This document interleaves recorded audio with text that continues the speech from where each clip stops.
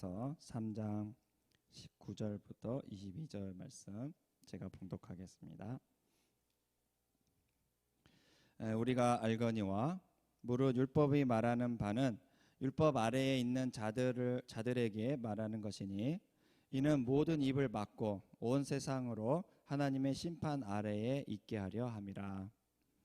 그러므로 율법의 행위로 그의 앞에 의롭다 하심을 얻을 육체가 없나니 율법으로는 죄를 깨달음이니라. 이제는 율법 외에 하나님의 한 의가 나타났으니 율법과 선지자들에게 증거를 받은 것이라. 곧 예수 그리스도를 믿음으로 말미암아 모든 믿는 자에게 미치는 하나님의 의니 차별이 없느니라. 아멘. 네, 오늘 은혜의 십자가라는 제목으로 하나님 말씀 증거하겠습니다. 예수님께서 십자가에 죽으신 이유는 무엇일까요? 왜 그분은 당시 그렇게 잔인하다는, 최고로 잔인하다는 십자가형을 받으시면서 예수님은 죽으셨을까요? 우리 가족 행복을 위해서, 아니면 내 인생의 성공을 위해서, 훌륭한 결혼, 돈 많이 버는 직장을 얻기 위해서 그분은 그렇게 십자가에서 돌아가셨을까요? 물론 넓은 의미에서 보면 이런 것들도 다 포함이 될 수 있겠지만, 더 본질적으로 예수님의 십자가는 이 세상에서 누리는 그 행복에만 초점이 있지 않습니다. 그러면 왜 예수님이 그렇게 무자비한 형벌, 당시 최고로 잔인하고 무서운 그 십자가 형벌을 받아야만 했습니까? 그것은 내가 하나님의 무서운 심판을 피하고 구원을 받을 수 있는 길을 열어놓으시기 위해서입니다. 그래서 이렇게 예수님의 십자가를 생각하면 두 가지가 떠오르는데요. 첫 번째로 하나님의 무서운 심판이고요. 두 번째로는 내가 받을 구원입니다. 첫 번째로 하나님의 심판, 무서운 심판에 대해서 생각해 보면 좋겠는데, 이 하나님의 무서운 심판이란 게 무엇을 말합니까? 이 심판은 바로 악인들의 죽음을 뜻합니다. 여기서 말하는 죽음이란 그냥 이 땅에서 우리의 수명을 다할 때까지 살다가 죽는 것, 이걸 뜻하지 않습니다. 악을 행하는 사람들에게 이 땅에서 죽고 난 후 그 악인들이 다시 살아나서 부활해서, 그래서 끝이 없는 그 무서운 벌을 받는 것, 이것을 바로 죽음이라고 성경에서 말하고 있습니다. 그래서 두 번째 사망이라고 말을 하고 있죠. 요한계시록에서는요. 그래서 데살로니가 후서에 이런 말씀이 있는데요. 1장 8절과 9절 말씀입니다. 제가 봉독하겠습니다. 하나님을 모르는 자들과 우리 주 예수의 복음에 복종하지 않는 자들에게 형벌을 내리시리니 이러한 자들은 주의 얼굴과 그의 힘의 영광을 떠나 영원한 멸망의 형벌을 받으리로다. 하나님의 심판이란 여기 말씀처럼 영원한 멸망의 형벌입니다. Everlasting destruction을 뜻합니다. 그런데 그 무서운 심판이 누구에게 임한다고 말씀합니까?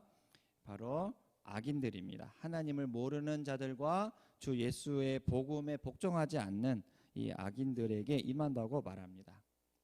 악인은 성경에 보면 이렇게 나왔습니다. 불의를 행하는 사람을 악인이라고 말합니다. 이걸 좀 더 쉽게 얘기하면 불의, 즉 하나님 앞에서 옳지 못한 행동들을 하며 사는 이런 사람들을 뜻합니다. 옳지 못한 행동들이 뭐가 있을까요?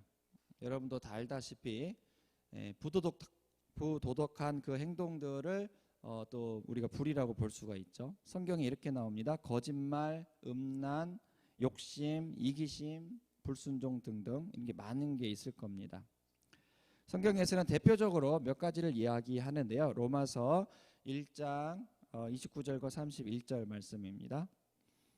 또 모든 불의, 추악, 탐욕, 악의가 가득한 자요, 시기, 살인, 분쟁, 사기, 악독이 가득한 자요, 수군수군하는 자요, 비방하는 자요, 하나님께서 미워하시는 자요, 능욕하는 자요, 교만한 자요, 자랑하는 자요, 악을 도모하는 자요, 부모를 거역하는 자요, 우매한 자요, 배약하는 자요, 무정한 자요, 무자비한 자라.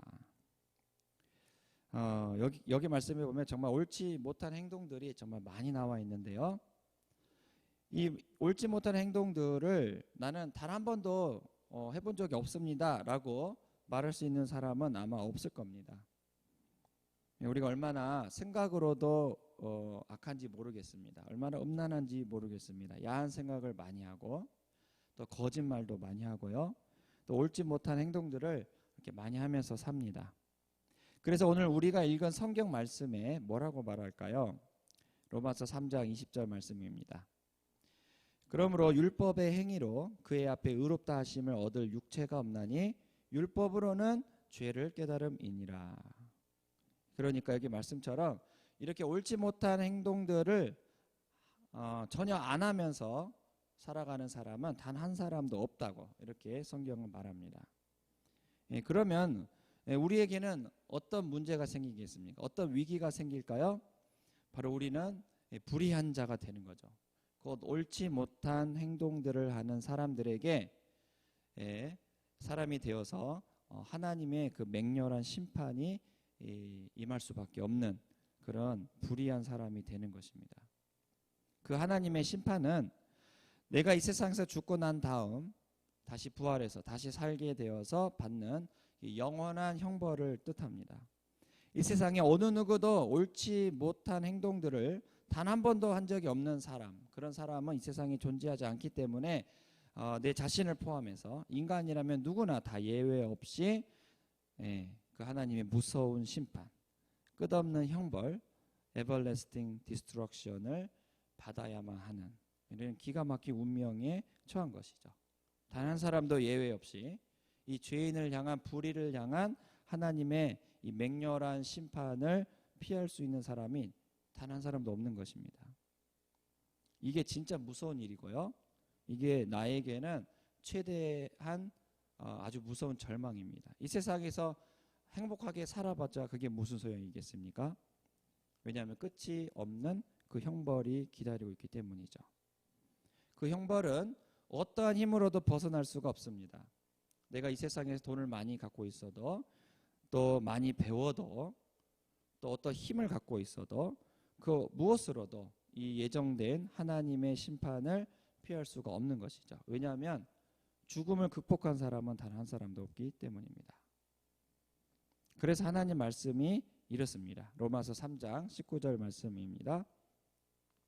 우리가 알거니와 무릇 율법이 말하는 바는 율법 아래 있는 자들에게 말하는 것이니 이는 모든 입을 막고 온 세상으로 하나님 심판 아래에 있게 하려 함이라. 여러분, 온 세상이 다 하나님 심판 아래에 놓여져 있습니다. 자기가 지은 죄가 있으니까 하나님 앞에 서면 그래도 저는 천국 갈 수 있습니다. 저는 의인입니다. 라고 말할 수 있는 사람이 단 한 명도 없다는 것이죠. 그리고 온 세상에 어떤 사람이든 누구나 다 그 하나님의 무서운 심판 아래에 있게 된 것입니다. 우리가 알듯이 하나님께서는 거룩하시고 의로운 분이심으로 절대 죄를 용납할 수가 없습니다. 그 죄를 용납할 수 있다면 그분은 하나님 되심을 스스로 포기하는 길입니다. 여러분, 노아의 홍수를 알고 있죠? 왜 온 세상이 홍수가 나서 물에 덮여가지고 사람들이 다 죽게 됐습니까? 바로 죄를 용납할 수 없는 그 의로운 하나님께서 도무지 그 인간의 죄를 이해할 수 없었기 때문입니다. 창세기 말씀에 보니까 사람의 죄가 이 세상에 가득 찼다 이렇게 말합니다. 그러니까 하나님께서는 죄를 정말 조금이라도 용납하실 수 없는 분이시므로 죄에 대해서는 반드시 그 죄의 대가, 그 심판을 하는 분이라는 것을 우리가 알 수 있습니다. 여러분, 이런 하나님을 우리가 믿고 있습니다. 그런 하나님이 내게 다가올수록 우리는 절망합니다. 무섭습니다. 차라리 오지 않았으면 좋겠습니다. 왜냐하면 그 하나님은 내게 오시면 반드시 형벌을 내리시기 때문입니다. 반드시 재판을 해서 그 재판에 따라서 우리의 죄값을 정하시고 그 죄값대로 심판하시는 그런 의로운 분이시기 때문이죠. 그래서 우리는 이대로만 둔다면 이 세상의 삶이 끝나면 우리 인생이 100살이라고 한다면 그 100살을 살고 나서는 영원한 형벌을 받아야만 하는 그런 운명이 있는 것입니다. 그러나 두 번째로 우리가 믿어야 할 것은 이런 무서운 심판을 피하고 내가 구원받을 수 있는 길이 있다는 것입니다. 곧 내가 그 무서운 심판에서 구원받을 수 있는 길이 열려져 있다는 것이죠. 그 길이 무엇일까요? 바로 십자가 예수님. 그 예수님을 완전히 신뢰하는 것입니다. 좀 더 쉽게 말하면 내가 살 길은 오직 예수밖에 없다고 인정하고 오로지 그분만을 신뢰하고 의지하는 것입니다. 나는 오늘도 죄짓고 옳지 못한 행동을 해서 그 하나님의 무서운 심판을 피할 길이 없는 아주 절망적인 사람이다. 이게 첫 번째 우리가 믿어야 할 겁니다. 두 번째 믿어야 할 건 뭐죠? 그러나 그 하나님은 그 아들을 이 세상에 내어주셔서 십자가에서 죽게 하시고 그 십자가, 그 아들로 하여금 우리가 살 수 있는 길을 열어놓으셨다는 것. 그래서 예수 그리스도를 믿는 사람, 예수 그리스도를 의지하는 그 사람을 살 수 있다는 것, 이게 우리가 믿어야 할 두 번째 믿음이라는 것입니다. 그래서 예수님을 계속 의지하면서 사는 것이죠. 왜 그 예수님께서 나를 그 무서운 하나님의 심판에서 벗어나게 하실 수 있습니까? 왜 예수님을 믿으면 되는 거죠? 왜 그렇습니까?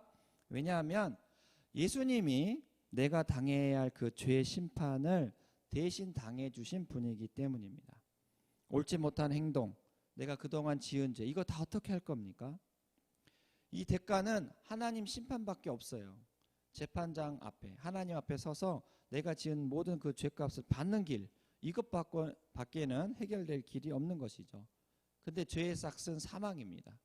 죽어야 되는 것이에요. Everlasting destruction. 이것만이 해결할 수 있는, 그 죄값을 해결할 수 있는 방법이에요. 고통을 의미합니다. 절망을 의미합니다. 내 죽음을 의미합니다. 오늘 우리가 읽은 말씀, 그 다음 6장의 말씀에 보면 죄의 대가는 사망. 죄를 지으면 그 대가는 죽음이라고 분명히 말하고 있습니다. 그런데 내가 지은 이 죄에 대한 대가, 즉 죄인을 향한 이 하나님의 심판을 예수 그리스도께서 십자가에서 대신 당해 주신 것이죠. 예수님은 그 십자가에서 죄인이 당하는 절망, 매맞음, 비난, 외면, 처벌 등등 정말 말로 다 표현할 수 없는 정말 하나님이 그 죄인을 향해 쏟아내야 할 그 심판을 구주 예수께서 그 십자가에서 대신 받으신 것입니다. 그리고 마지막에 비참하게 죄인이 마땅히 당해야 할 최후의 모습, 그게 바로 죽음인데요. 예수님은 죽으신 것이죠. 우리는 간혹 뉴스나 인터넷에서 지은 죄가 너무나 많아서 그 죄값을 생각하면 저 사람 당연히 죽어야지, 사형을 받아야 돼 라고 생각이 당연히 될 만한 그런 사람들을 만날 수가 있습니다. 부모를 죽인 사람, 어린이를 강간한 사람, 사람을 죽이고 그 시체를 먹은 사람 등등 정말 온몸이 소스라치게 떨릴 정도로 옳지 못한 행동들을 한 그런 죄인들을 보면은 이 사람 당연히 사형감이야 라고 엄격한 법의 심판을 받아야 돼 라고 그렇게 생각합니다. 이게 바로 정의야, 이게 바로 옳은 거야, 이게 바로 의로움이야 라고 생각하는 것이죠. 그리고 그 법의 심판을 받을 때 이 죄인은 사람들로부터 온갖 욕을 먹습니다. 정말 입에 담기도 부끄러운 죄를 지은 그 사람을 향해서 천벌받을 사람 하면서 욕을 하고 비난을 하는 것이죠. 그런데 우리가 기억해야 할 점이 뭘까요? 바로 우리가 그런 사람들이라는 것입니다.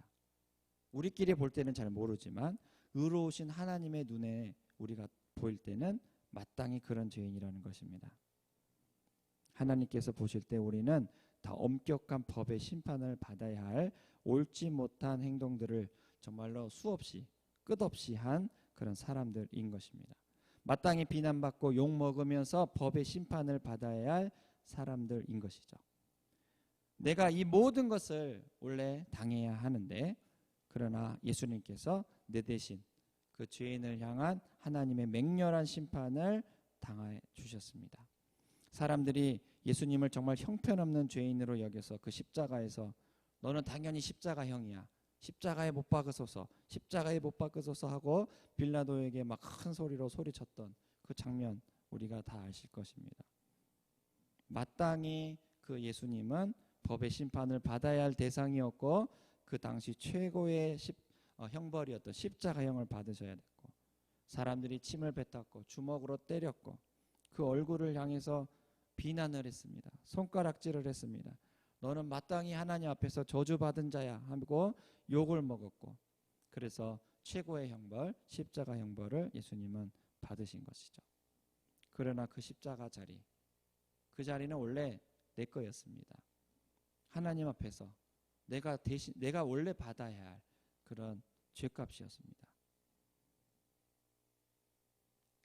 왜냐하면 그분의 그렇게 십자가형을 당한 이유는 바로 내 죄 때문인 것이죠. 예수님께서는 죄가 없는 하나님의 아들이셨는데 내가 지은 모든 죄를 대신 져주시고 내가 받을 그런 죄의 심판을 예수님은 대신 받으셨습니다. 왜 예수님께서 내 죄를 대신 받으셨을까요? 그 죄값을 왜 대신 당했습니까? 꼭 그래야 할 만한 이유가 있습니까? 이거는 정의라는 눈으로 보면 이거는 부당한 거예요. 죄인이 죄값을 받아야 이게 정의죠. 그런데 이 정의의 시선으로 보면 이거는 굉장히 부당한 겁니다. 그럴 만한 이유가 없어요. 죄인이 법의 심판을 받는 건 당연하죠. 사람을 죽였으면 살인죄를 받아야 되고요. 다른 사람을 속여서 사기를 쳤으면 사기죄를 받아야 됩니다. 그런데 왜 예수님이 내 죄를 대신 져야만 합니까? 우리는 이 질문에 대해서 답을 찾지 못합니다. 그 이유를 찾을 수가 없어요. 왜 그러셨지? 왜 그러셨을까? 그래서 성경은 어떻게 말합니까? 로마서 3장 23절에서 24절입니다. 모든 사람이 죄를 범하였음에 하나님의 영광에 이르지 못하더니 그리스도 예수 안에 있는 속량으로 말미암아 하나님의 은혜로 값없이 의롭다 하심을 얻은 자 되었느니라. 성경은 예수님께서 십자가에 죽으신 이유는 우리가 어떠함 때문이 아니라고 말합니다. 우리가 하나님 앞에 뭔가 잘해서, 우리가 하나님 앞에 드릴 게 많아서, 우리의 어떤 능력 때문에 전혀 그런 거랑 상관이 없다고 말합니다. 우리는 그냥 마땅히 하나님의 심판을 당해야 되는 그런 죄인이었습니다. 하지만 그런 죄인이 어떻게 의인이 되고 하나님 자녀가 됐을까요? 여기 말씀처럼 그리스도 예수 안에 있는 속량으로 말미암아 하나님의 은혜로 값없이 의롭다 하심을 얻은 자 되었다고 말합니다. 여기서 은혜라는 것은 그럴 만한 자격이 전혀 없는데 정말 상상을 뛰어넘는 높은 자격이나 선물을 주는 것을 말합니다. 진짜 아무 자격이 없는 사람한테 정말로 하늘도 감당치 못할 그런 놀라운 그런 은혜, 자격, 능력, 선물을 제공해 주는 것을 뜻합니다. 하나님께서 바로 그런 은혜를 우리에게 주신 것이죠. 자기 아들을 주셨어요. 그런 죄인에게 그냥 자기 아들을 값없이 내어주셨어요. 이것 말고 큰 선물이 또 있을까요? 그 아들을 그냥 우리에게 주셨어요. 이것 말고 죄인이 누릴 수 있는 정말 큰 복이 또 있을 수 있겠습니까? 예수님에게 하나님은 그 십자가를 지게 하시고 우리의 죄를 대신 지라고 하나님은 그 아들에게 말씀하시고 그 아들은 하나님 말씀에 순종하는 마음으로 그 십자가에서 그냥 죽으셨습니다. 그리고 그 예수님께서는 하나님 아버지의 뜻에 순종하셔서 우리의 모든 죄값을 갚아주신 것이죠. 정말 이것 말고 놀라운 은혜가 또 있을 수 있을까요? 날마다 옳지 못한 행동으로 하나님 무서운 심판을 피할 수 없는 나에게 이렇게 구원의 길이 열려 있습니다. 이 구원의 길을 걸으며 사는 사람이라면 나에게 놀라운 은혜를 주신 이 예수님을 사랑할 수밖에 없을 겁니다. 왜냐하면 내 대신 죽으신, 내 대신 내가 마땅히 받아야 할 그 하나님의 심판을 대신 받아주신 그 예수 그리스도의 은혜를 깨달으면 깨달을수록 그 십자가 사랑이 얼마나 큰지 알면 알수록 나는 그 예수님을 사랑할 수밖에 없기 때문입니다. 우리 모두 그 십자가, 그 은혜의 십자가를 깨달아서 은혜 받은 자의 모습으로 예수님을 사랑하며 살아가시길 주의 이름으로 축원합니다.